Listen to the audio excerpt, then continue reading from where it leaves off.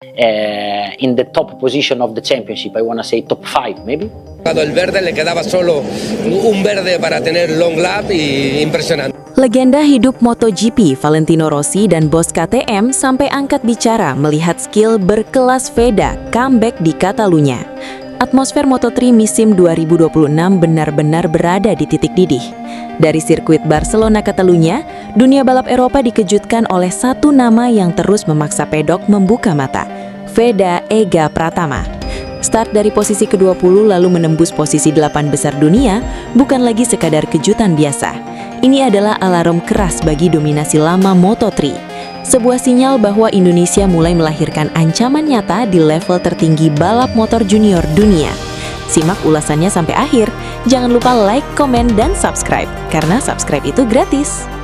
Ketika lampu start padam di Catalunya, mayoritas pengamat tidak memasukkan Veda dalam radar perebutan posisi depan. Start dari baris belakang di Moto3 hampir selalu identik dengan bencana.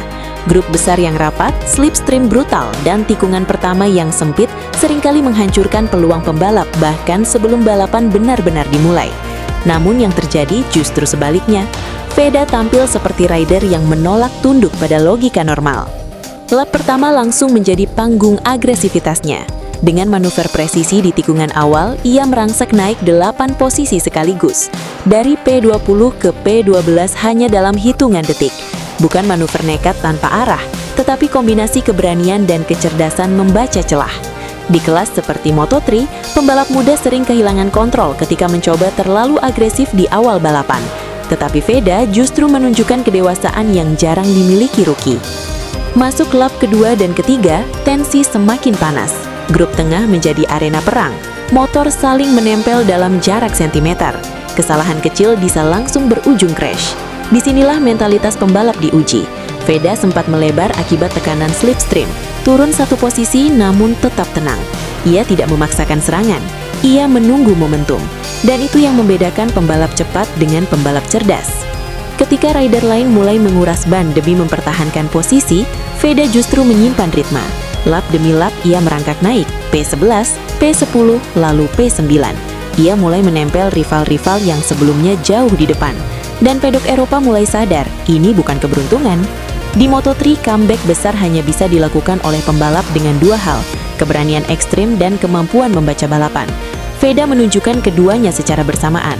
Pada lap ke-11, ia sempat kehilangan momentum akibat trek lurus Catalunya yang terkenal brutal untuk mesin. Posisi turun ke P11. Banyak yang mengira bannya habis. Banyak yang mengira ledakan awalnya sudah selesai. Tetapi mereka salah membaca situasi. Veda sedang menyimpan serangan terakhir. Memasuki 3 lap penentuan, ritme balapan berubah kacau. Grup depan mulai saling menyerang. Kesalahan kecil mulai muncul. Dan di saat itulah Veda melepaskan push maksimal. Selisih hampir 1 detik dipangkas drastis.